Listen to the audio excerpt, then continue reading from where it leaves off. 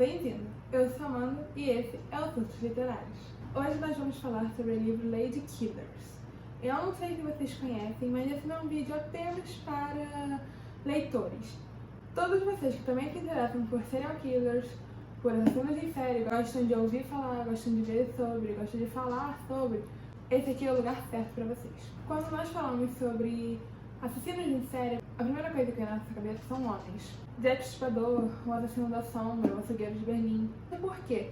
Porque com o passar dos anos, desde muito tempo atrás, sempre são noticiados homens. Pouquíssimas vezes nós já ouvimos falar sobre assassinos em série. Claro, o número é muito menor. Menos de 10% de assassinos em série eram mulheres. E ainda assim existiram, então por que nós não conhecemos? Além do fator de muitos verem as mulheres como um sexo frágil, também tem... Quem você sentiria medo? Jack Stripador ou Vovó Sorriso? Os nomes que eles dão para os assassinos, os apelidos que eles dão, acabam influenciando muito em quem será lembrado. Eu vou fazer uma série de vídeos no canal contando sobre personagens desse livro, todos eles baseados em fatos reais. Hoje nós vamos começar com Elizabeth Bathory, a Condessa Sangrenta. Talvez, até mesmo você que não saiba sobre assassinos em série já tenha ouvido falar sobre os boatos. Não o nome, mas já deve ter ouvido o boato. De que ela tomava banho no sangue das virgens para poder ficar mais nova. E isso não passa disso, era um boato. Foi meio que um telefone sem fio. Aconteceu de uma forma e conforme foi passando, hoje muitas pessoas acreditam que ela tomava banho no sangue das vítimas. O que é completamente falso. Ou nem tanto. Ela foi uma das primeiras assassinas de série da história. Ela nasceu em 1560 e morreu em 1614, tendo vivido apenas 55 anos. Ela foi a grande dama dos assassinos em série, a primeira mulher sadomasoquista, tendo inspirado 8 bandas de heavy metal. Desde que os dados do seu julgamento foram revelados em 1720, ela vem sendo sexualizada e vampirizada. Ela nasceu em um poderoso clã da Europa Ocidental, sendo herdeira de uma riqueza absurda, e os seus pais não pouparam esforços para que ela tivesse a melhor das educações. Ela falava húngaro, eslovaco, grego, alemão e latim. Rumores afirmam que na infância ela sofria de crises epilépticas. Dizem também que ela presenciou coisas terríveis, como um homem ser costurado ao estômago de um cavalo. Seu crime? O roubo. A história conta que ela gargalhou quando a cabeça caiu do corpo. Claro, isso tudo são lendas, muitas vezes até mesmo para tentar explicar os seus crimes posteriores. Aos 10 anos, ela ficou noiva de Feridat Nadasti, acho que tá certo, que tinha 15 anos.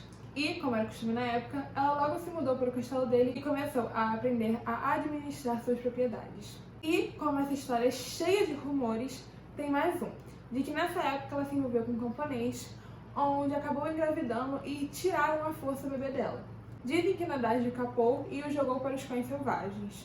Após isso, ela ficou conhecida pela sua libido voraz e ele pela sua violência cruel e criativa. Aos 14, ela finalmente se casou, onde ganhou do noivo um castelo íngreme e isolado. Castelo esse que no futuro viria a presenciar muitos de seus crimes. Demorou 10 anos para que eles tivessem o primeiro herdeiro, o que na época era muito incomum. Ele, inclusive, poderia pedir o divórcio a ela pela sua infertilidade. Mas a causa deles não terem filhos não foi nada sobre isso, não foi culpa dela, e sim por causa da guerra. A guerra dos 13 anos que aconteceu naquela época, guerra em que ele lutou. E graças a essa guerra, eles acumularam uma grande fortuna. Enquanto a Hungria cada dia ficava mais pobre, eles cada dia ganhavam mais dinheiro. Foi assim que o rei tão endividado pegou um dinheiro com eles, fazendo com que até mesmo a família real ficasse em dívida com eles. Mesmo que o casal não passasse muito tempo juntos, eles criaram um interesse em comum: torturar jovens criadas. Nadasti ensinou a Elizabeth uma técnica de enrolar um pedaço de papel com óleo e colocar entre os dedos da vítima e colocar fogo. Técnica essa que ele apelidou de chutar estrela. Ele também lhe presenteou com luvas com garras de ferro, para que ela pudesse cortar as carnes de seus criados. Ele logo se tornou uma inspiração para a jovem sociopata, mas ele não seria seu único parceiro. Em 1601, uma mulher chamada Ana d'Arvalha se hospedou no castelo para fazer companhia a Elizabeth. Os camponeses logo a apelidaram de bruxa. Seus criados testemunharam que Elizabeth se tornou muito mais agressiva após a chegada de Ana. Se Nadasti a ensinou a torturar, Ana a ensinou a matar. Ninguém ligava para as criadas que de vez em quando apareciam mortas. Elas não eram importantes, elas eram descartáveis para a classe dominante, principalmente após uma lei húngara ser instalada em que tirava basicamente todos os direitos dos camponeses. Elizabeth era quase que intocável, principalmente após ter emprestado tantas vezes dinheiro ao rei. Após a morte do marido, o rei os devia uma quantia de mais de 18.000 moedas de ouro, uma quantia quase que impagável. Ela poderia fazer basicamente o que quisesse, mas isso não significava que ninguém notava. Logo, os pastores locais começaram a desconfiar, após ela continuar solicitando ritos fúnebres para seus criados que morriam de cólera ou de causas desconhecidas. Em certo momento, ela pediu que abençoassem um caixão com grandes dimensões. Porém, os pastores se recusaram após ouvirem rumores de que ali haviam 3 corpos. Após a morte do marido, os criados logo perceberam a mudança. Ela estava se tornando mais cruel e insaciável. Talvez fosse o estresse por estar gerenciando grandes propriedades e não estamos recebendo retorno financeiro dos despojos da Guerra dos 13 anos. O que começou como um hobby em conjunto com Nadezhd e Darvolha logo se tornou uma grande obsessão. Elizabeth se tornou uma fanática por torturar e matar jovens meninas. Ela coletava crianças camponesas ao redor de seus castelos e, quando terminava com elas, mandava que as jogassem por cima dos muros para servir de alimento aos lobos. E ela não trabalhava sozinha. Ela logo montou um esquadrão de tortura, que contava com a enfermeira de seus filhos, uma amiga dessa enfermeira, uma lavadeira e um jovem desfigurado. Darvolha, Dorca e Iona, a enfermeira e a amiga da enfermeira, eram as mais cruéis do grupo. Elas se orgulhavam da sua criatividade macabra. Geralmente tudo começava com um simples erro da criada, como perder um ponto do crochê. E logo Elizabeth batia, chutava, socava, porém não parava por aí. Ela logo elaborava um castigo que pudesse satisfazer a sua sede por sangue. Se a criada cometesse um erro na costura, ela era torturada com alfinetes. A criada que foi pega roubando uma moeda teve a pele queimada pela mesma moeda. Ela fazia jogos mentais com as meninas. Ela enfiava alfinetes nos dedos e dizia: se fere a prostituta, então ela pode arrancar. Ao retirar os alfinetes, ela arrancava os dedos das vítimas. Mas ela não ficava satisfeita com alfinetes e dedos cortados. Não importava em qual castelo a condessa estivesse, ela sempre teria uma sala de tortura. O esquadrão de tortura poderia queimar a vítima com ferro em brasa, ou até mesmo as espancarem até que seus corpos explodissem. Uma vez, Elizabeth colocou os dedos dentro da boca de uma garota e o rasgou o seu rosto. Há rumores até mesmo de que eles já obrigavam ao canibalismo. Todas elas tinham preferências. Dorca gostava de cortar os dedos das meninas com uma tesoura de poda. Já Darvolha preferia chicotadas. Elizabeth, porém, gostava de tudo. Um camponês diz ter ouvido de uma das criadas de que Elizabeth não comia nem bebia antes de presenciar uma de suas criadas virgens ser brutalmente assassinada. Bom, vamos parar durante um momento? Vocês não estão achando isso tudo muito absurdo? Acontece que, graças à natureza explícita, as histórias começaram a se tornar muito absurdas. Eles começaram a exagerar muito em algumas histórias. Por exemplo, o rumor sobre os banhos de sangue. A história é a seguinte: uma criada havia cometido um erro ao vestir Elizabeth. Ela então deu uma bofetada, fazendo com que espirrasse sangue em seu rosto. Após ela limpar, ela percebeu que a sua pele parecia um pouco mais nova. E então ela começou a tomar banho com sangue das vítimas para poder rejuvenescer. Isso tudo às 4 horas da manhã. Porém, para vocês, amantes de vampiros, infelizmente eu tenho que dizer que essa é uma história que certamente é mentira. Mas não é difícil de entender como isso surgiu. A história de uma assassina que mata apenas por ser uma assassina é assustadora. Então, nós não precisamos nos preocupar com o mal no caso de Elizabeth, pois ela era uma mulher que apenas fazia isso para poder ficar mais jovem. A vaidade era culpada. Mas não fique desapontado. Sangue era o que não faltava. As paredes eram manchadas com ele. Tinham boatos de que Elizabeth ficava tão encharcada que ela precisava trocar de roupa durante as sessões. Muitos pais chegaram até mesmo a vender seus filhos por um grande valor, e eles não poderiam reclamar ou contestar se elas aparecessem mortas graças à cólera. Ela estava matando tantas meninas que estava difícil de enterrar os corpos. A quantidade de covas ralas ao redor do castelo só vinha aumentando. Mas ela ainda permanecia intocável. Porém, como todos os assassinos em série que nós temos conhecimento, ela começou a se tornar imprudente. Após a morte de Darvolha, ela começou a ficar louca de solidão. Os filhos já haviam casado. Ela não tinha amigas no ciclo social, principalmente após os rumores sobre as criadas. Foi então que ela começou a precisar de dinheiro, os pais estavam escondendo as filhas, E aí foi quando tudo começou a dar errado. Quando ela decidiu criar uma escola de formação para jovens meninas, era necessário pagar uma grande taxa. Com isso, ela tinha o dinheiro que precisava e mais meninas para torturar.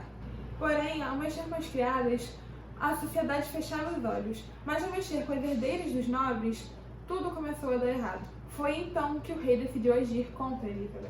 O rei então pediu que seu palatino investigasse a condessa.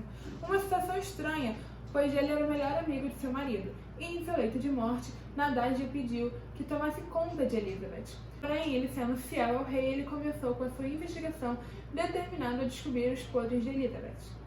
Foi então que centenas de pessoas confirmaram os rumores sobre Elizabeth, dizendo que havia entre 175 a 200 meninas mortas. Nenhum deles eram testemunhas oculares, mas muitos disseram ouvir os barulhos e os gritos e as manchas de sangue nas paredes.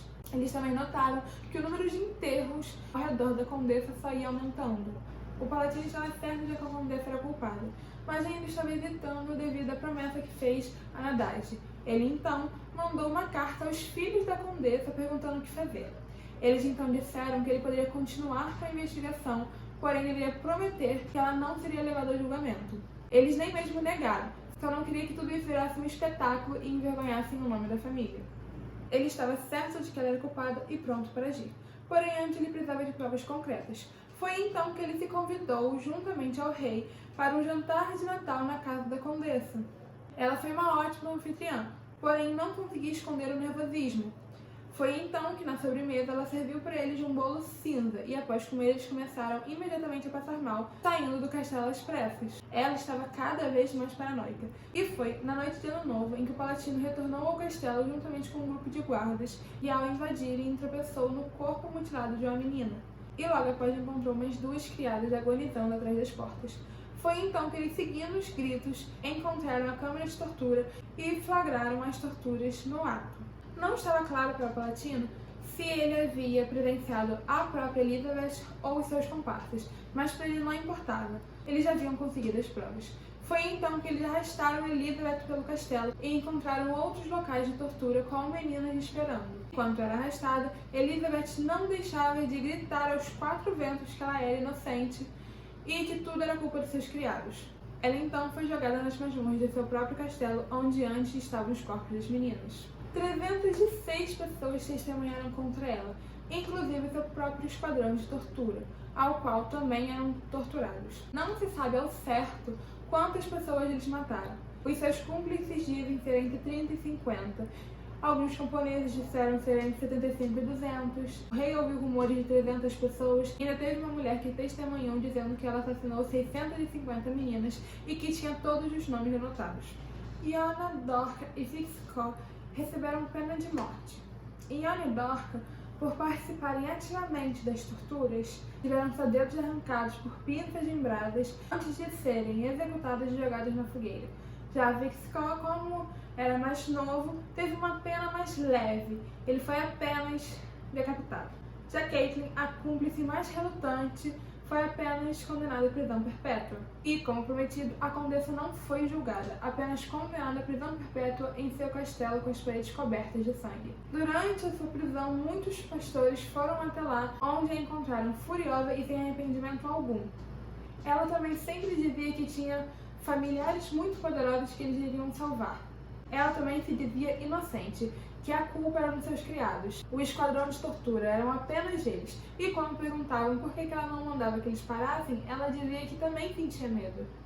Nos séculos posteriores dessa prisão, muitos estudiosos e biógrafos afirmam que talvez ela tenha sido inocente, que tudo isso não passou de uma jogada do rei do Palatino para incapacitar um adversário político, já que eles deviam tanto dinheiro a ela. Eles também dizem que a falta de um julgamento foi uma injustiça contra ela. Porém, eles não levam em consideração o fato dos filhos terem pedido para evitar o julgamento.